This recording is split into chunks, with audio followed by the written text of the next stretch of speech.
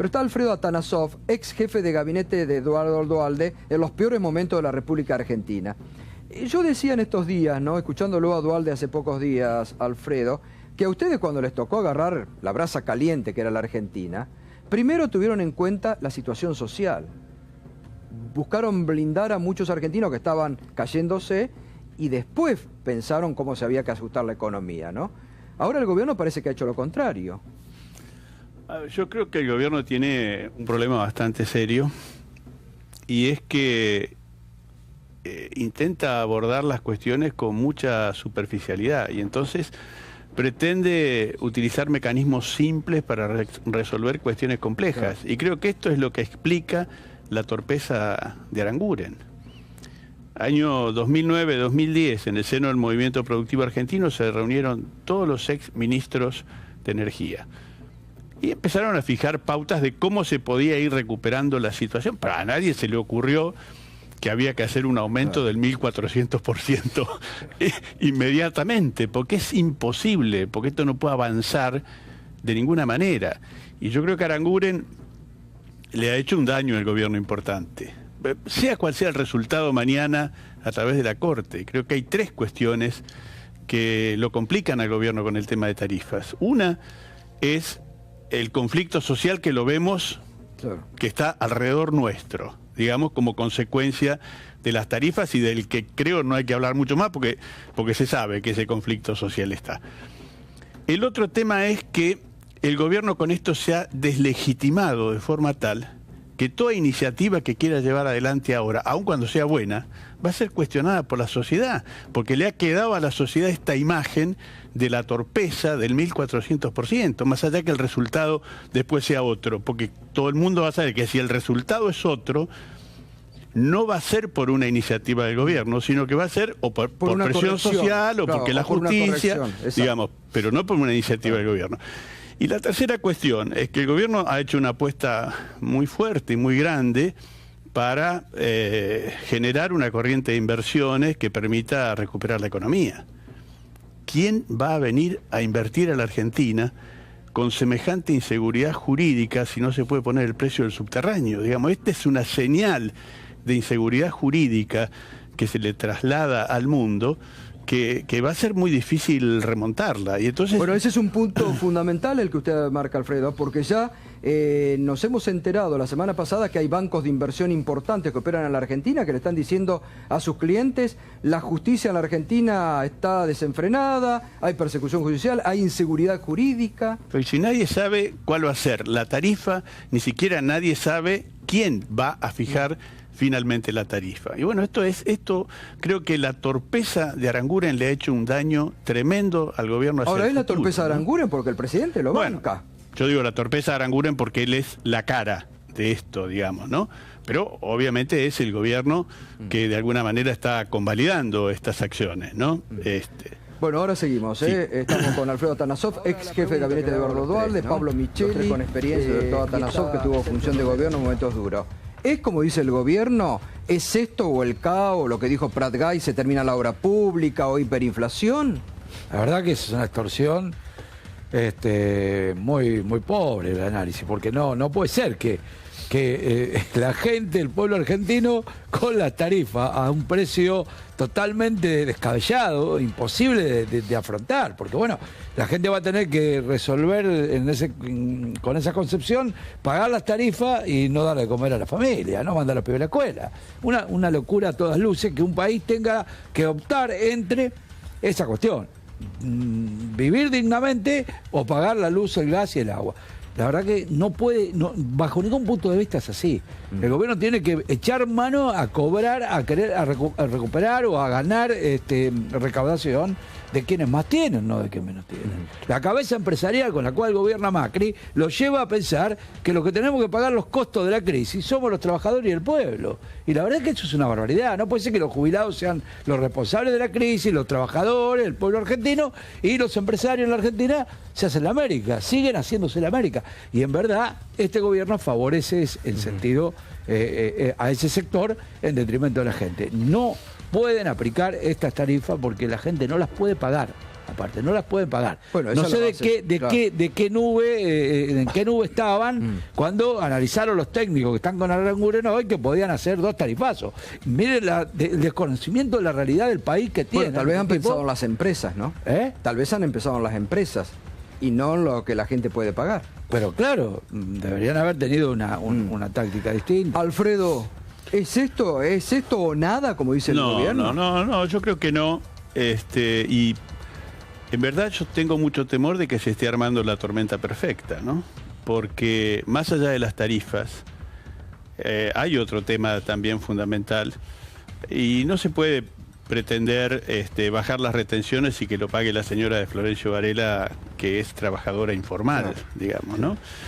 Entonces hay otra dimensión también que creo que debe ser considerada, que tiene que ver con la seguridad alimentaria, que es un derecho fundamental y que a su vez es una obligación del Estado. ¿Y cuál sería la tormenta perfecta? En la Argentina y en cualquier país del mundo. Sí, obvio.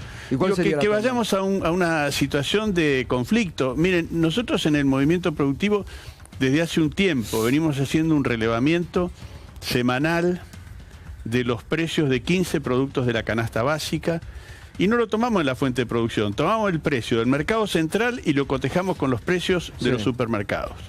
Bueno, hay datos que son increíbles. A ver, puedo decirles que un atado de acelga en el mercado central vale 8 pesos y el promedio en un supermercado son casi 70, y que eso da un incremento del 700 y pico %. Entonces, algo pasa en esta cadena de comercialización, sobre la que hay que actuar rápidamente. Bueno, pero además ahí el gobierno ha eliminado los controles, ha desmantelado hay que la actuar Secretaría de rápidamente. Comercio Nosotros Interior. le hemos propuesto al gobierno, porque queremos encontrar alguna solución, y le decimos, descentralicen el mercado central, y que haya un mercado central en Berazategui, en Quilmes, en Avellaneda, en cada uno de los distritos de todo el país, de manera tal que se adopte un mecanismo que se utiliza en Europa y que fue exitoso y sigue siendo exitoso.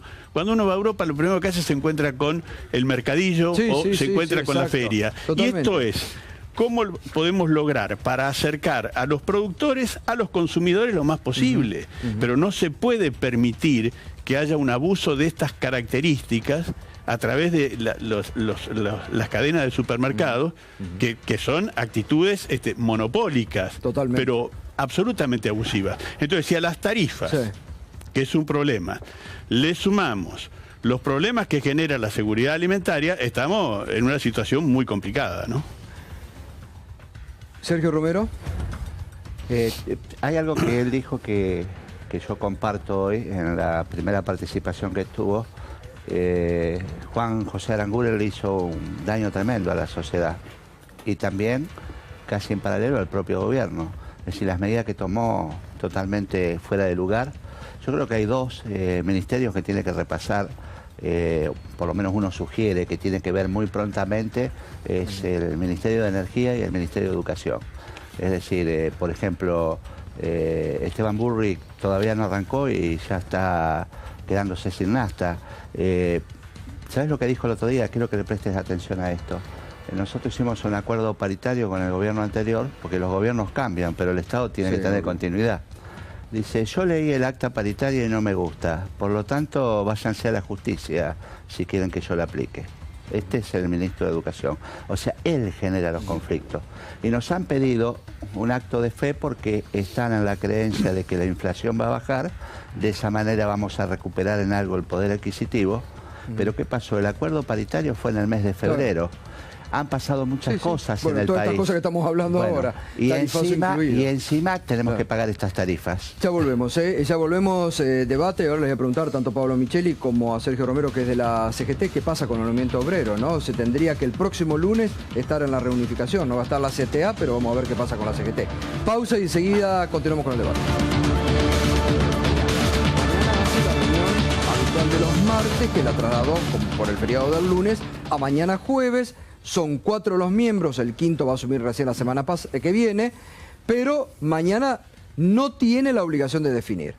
Puede empezar a analizar y patearlo para la semana que viene y esperar que se incorpore el quinto miembro. Vamos a ver qué es lo que pasa.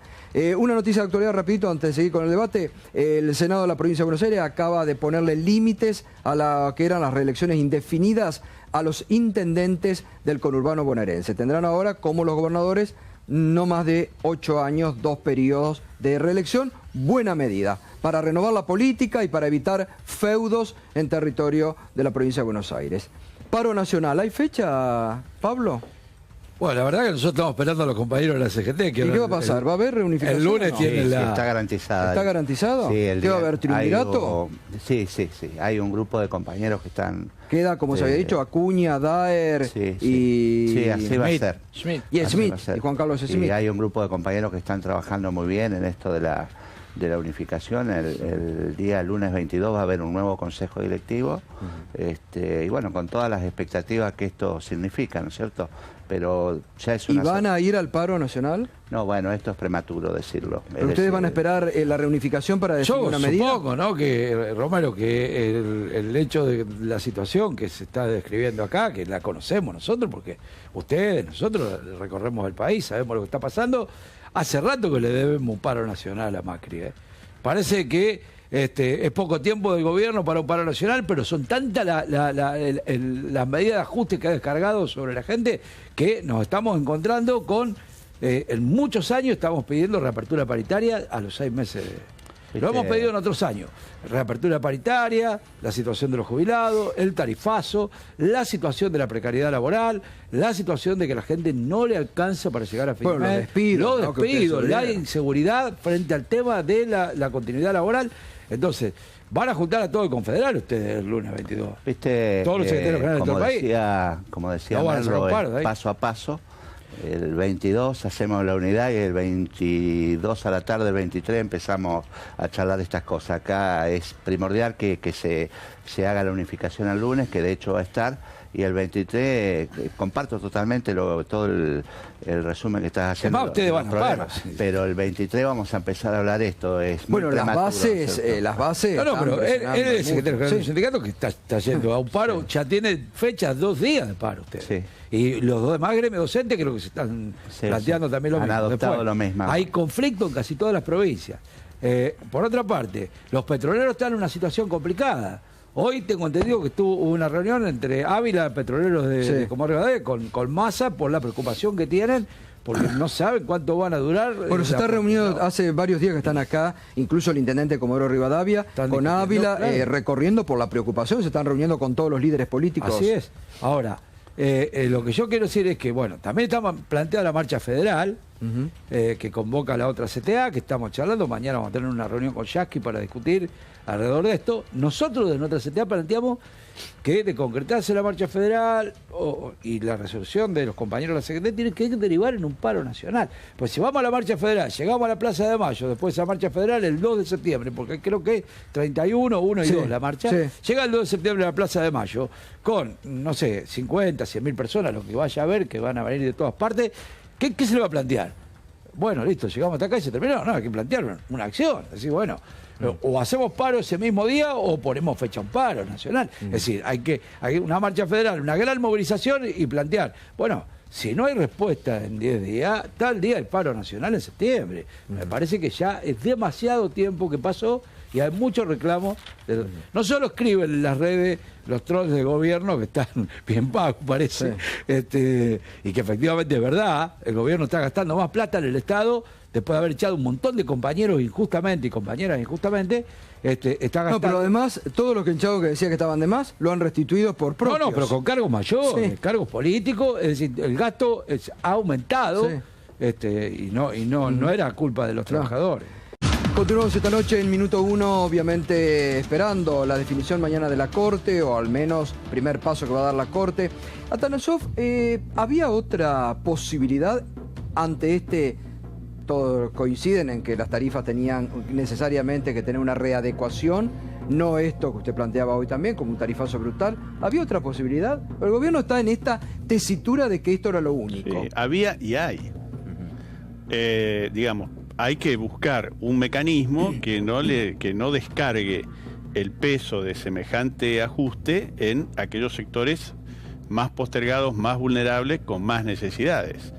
Entonces se puede hacer un análisis más fino de cuál es la matriz y cuáles son los sectores y cuáles son los lugares del país y de las distintas ciudades con mayor capacidad contributiva, y cuáles son los de menor capacidad contributiva, y bueno, y buscar un mecanismo que permita ir avanzando en el camino de ir recuperando la tarifa, pero sin que esto le haga daño a los sectores más vulnerables. Y otra cosa que es inexplicable es por qué Aranguren se empecinó en aumentar el boca de pozo, porque no se lo pedían las empresas, nadie le pidió llevar de $2 a 5, y el precio internacional no es 5, el precio internacional es 2. ¿Y por qué cree usted? Que eso, no ¿Tiene alguna respuesta? No, yo no la tengo. Sobre todo para el gas viejo, entiendo. ¿no? El gas que ya estaban sacando, claro. La matriz es 80% gas viejo, 20% podría ser gas nuevo, que es vaca muerta. Eso te estaba pagando más. Entonces, para si vos decís que para incentivar las inversiones les pagás más boca de pozo al que hace la inversión en vaca muerta, genera empleo y reactiva la economía, más o menos es explicable, pero si vos al que ya tiene el pozo y que lo viene sacando desde hace tanto tiempo, se lo va a llevar de 2 a 5, Alfredo, eso es muy inequitativo. La verdad que se mantiene casi igual, le quiero reconocer que hace 15 años, que yo hacía ese tiempo que no lo veía prácticamente, pero... ¿En qué aspecto se mantiene igual? No, ¿Ideológicamente o de aspecto físico? No, de aspecto físico, me parece admirable. Te dejo la receta. Pero yo me acuerdo, yo empezaba, me hacía mis primeros palotes en el periodismo en ese momento, y me acuerdo, bueno, ustedes en ese momento congelaron las tarifas, crisis social, se acumularon los juicios en el CIADI, que recién se terminaron de cerrar el año pasado, por ahí. Ahora, me acuerdo de presiones de las empresas, me acuerdo de una carta, por ejemplo, de Aguas Argentinas en ese momento, que no sé si firmaba Casañe, que le decía a Duhalde lo que tenía que hacer. O sea, había unas presiones de las empresas concesionarias de servicios públicos descomunales, y eran privadas y ustedes no las estatizaron porque no había margen en ese momento, nada. Cuando usted ve las medidas que toma el gobierno y la relación con las empresas, digo, los entes reguladores, el Ministerio de Energía copado por gente del sector energético, y compara con aquel momento, ¿qué sensación le da como hombre de la política? Digo, en ese momento, ¿usted creyó que era reconocida esa resistencia, que no? ¿Cree que ahora puede rendir frutos esta componenda con las empresas más cercanas? ¿No cree?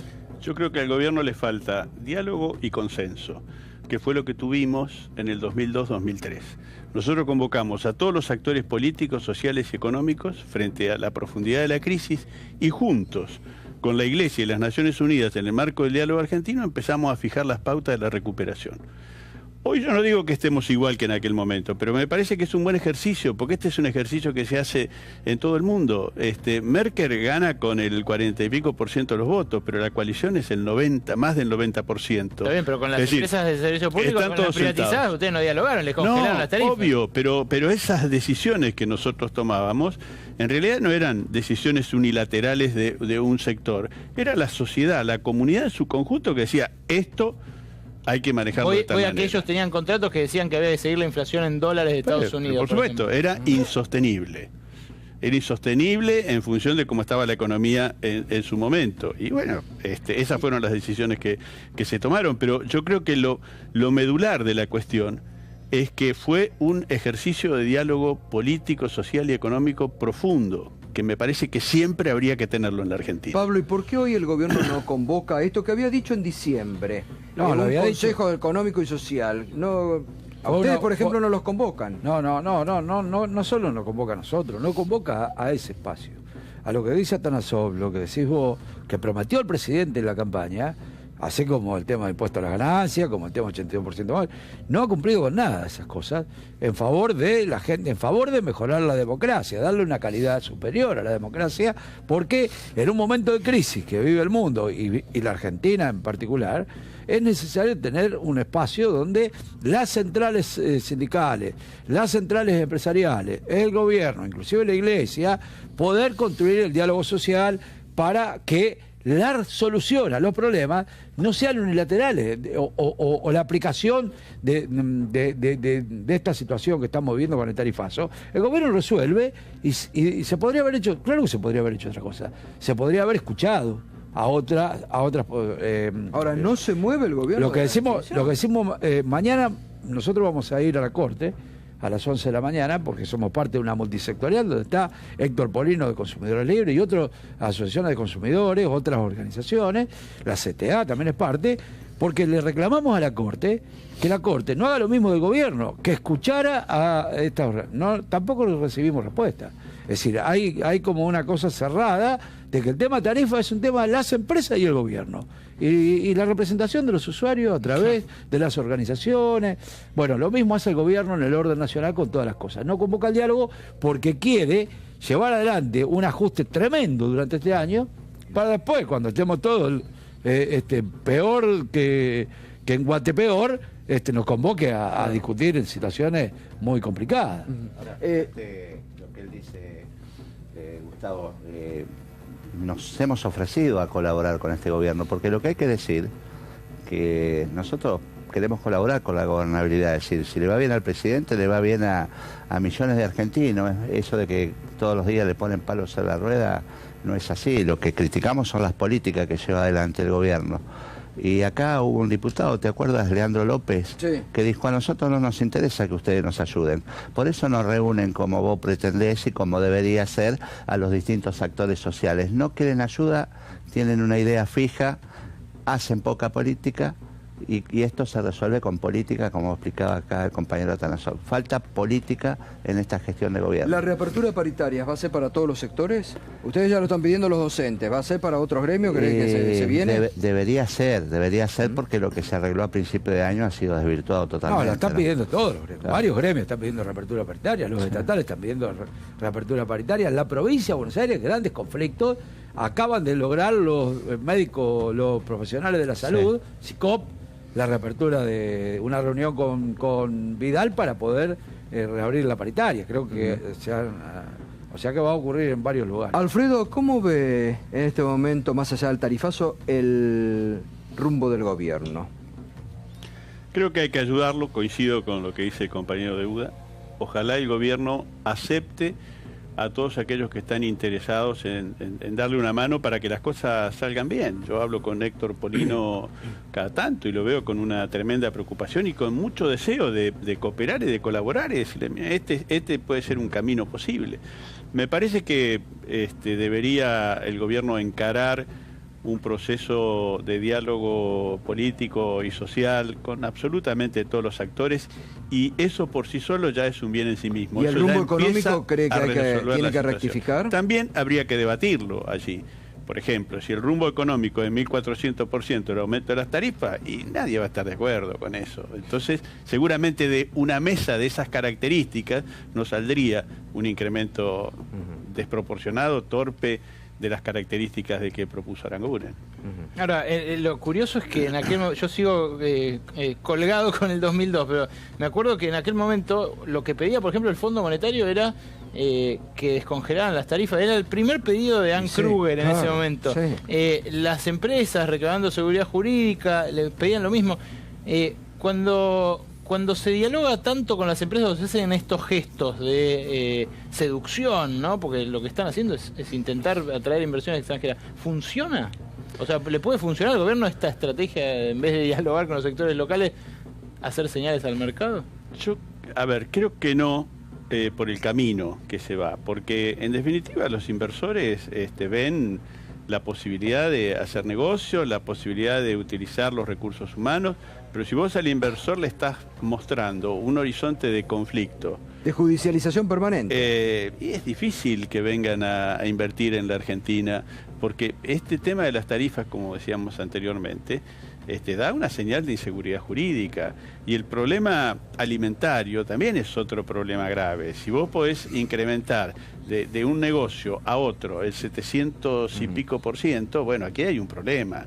Total. Esto hay que resolverlo, porque no es sustentable de esa manera. Yo no digo, bueno, el supermercado, qué sé yo, si el mercado central vende la serie a 8, el supermercado la vende a 12. Sí, total. Pero no con el 800% de aumento. Total. Gracias, Alfredo, gracias, un gusto volver a verlo.